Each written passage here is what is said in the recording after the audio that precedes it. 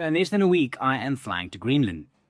For those of you that have been following, thank you so much. The journey on Instagram has been real. I have been posting a lot of my training, the thoughts, mental, physical, on there more as an accountability to myself. It's a very, not difficult, but a very singular thing, training for something like this, because it's hours and hours and hours outside, dragging tires around, people thinking you're absolutely crazy, rucking, heavy rucks, lots of weight training. But anyway, it's less than a week now.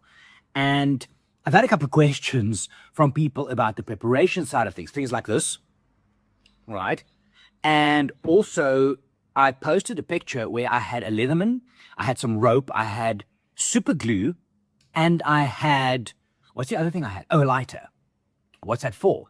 Well, I want to share a few of the preparations. I'm still not finished packing. So in the week, I'm going to try and document as much as I can on the YouTube channel here, which is going to be something for the future. I'm going to do a lot more on here. But this is the reason why I needed the rope and the lighter and so on. You see, this is my ski jacket over here, right? I've used it for a couple of, I've used it for a couple of expeditions, but the one thing that you have to do before every single time you head out is every single zipper has to be extended.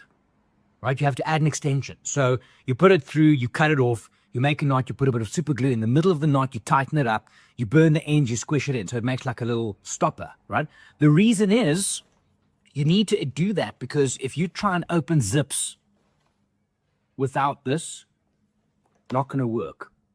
So that was one of the first preps. It took a while. Every single jacket, every single fleece, everything has zipper extenders. You're doing a lot of arts and crafts, you see.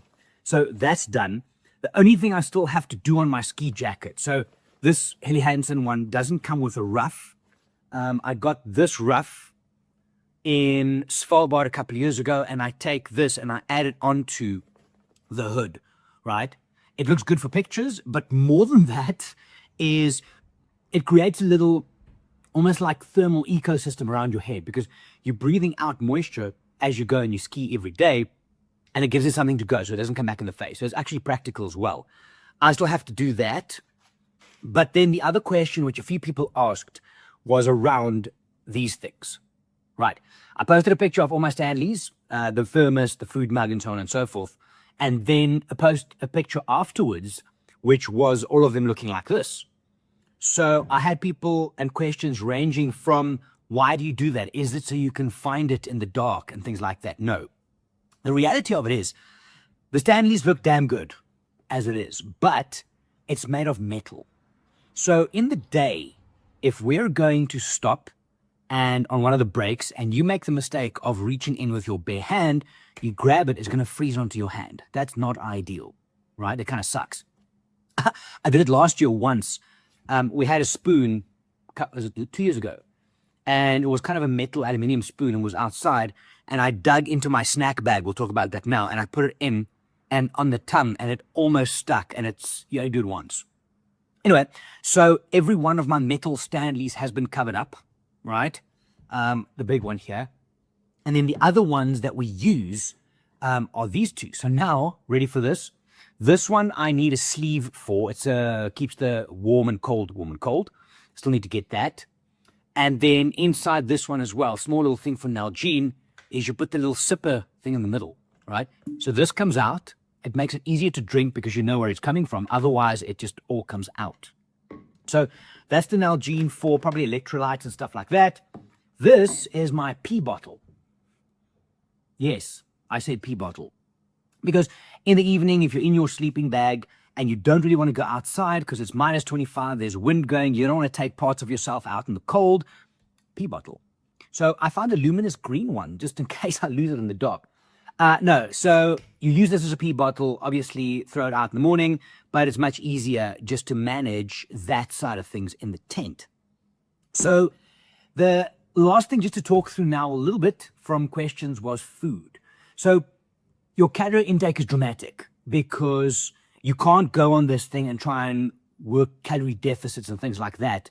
You have to eat a lot because you're skiing up to 8 hours a day, 20 kilometers a day, cross country, dragging the sled, and also the cold has an effect. So if you look at literature, They reckon between 5 and 8,000 calories per day. Now, what that's made up of is in the mornings, little bowl, and in the mornings in the tent, you boil some water. We'll talk about that now. And we make like a porridge. They call it a breakfast bot. It's apparently a secret recipe, but it's very calorie dense and there's protein powder mixed in. So it'll basically fill the little thing up. You finish that, and that's breakfast, along with coffee and hot chocolate if you want.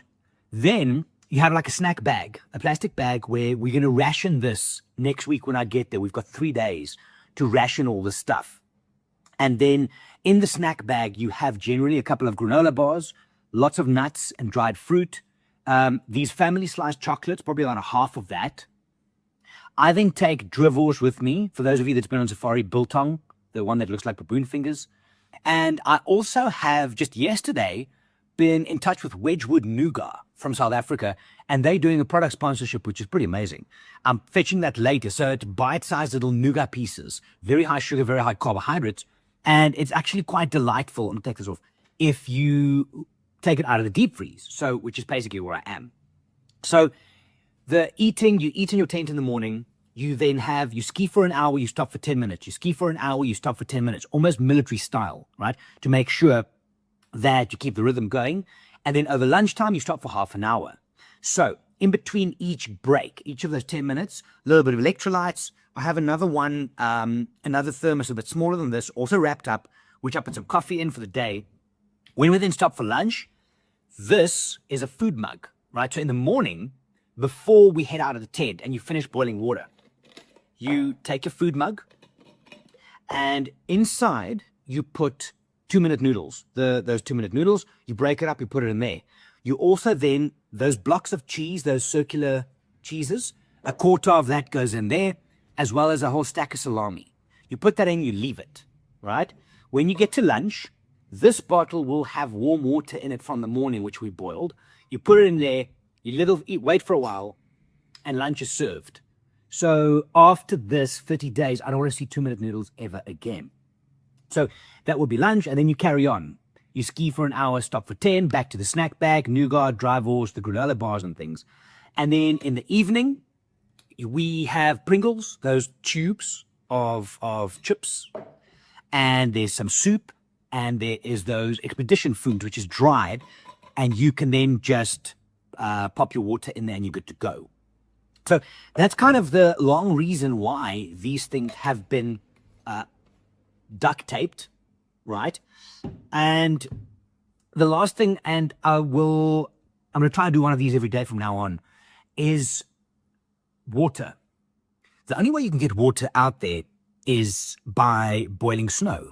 However, the catch is you cannot put snow in a like a kettle thing, right? And there's nothing in there and you boil, it will not melt. You need a little bit of water first and then it melts. So when we get to camp in the evenings, you divvy up, you start putting up the tents, and then you also go dig snow blocks or your snow bricks, if you will. Shovel and you go chung chung chung in the snow, take it out, and those go in a bag that goes with you in the tent. And then as soon as you get in the tent with your tent partner for the night, you start boiling that. You just keep on running it. You fill this up, you run it some more, you fill theirs up, you run it some more, you fill this up, and so on and so forth. And then in the morning, right, because now even in the tent it can be pretty damn cold, you will have a thermos with some water, and that kickstarts the process in the morning. So a little bit of hot water, snow bricks, and then you boil that down to fill it up for the day and repeat.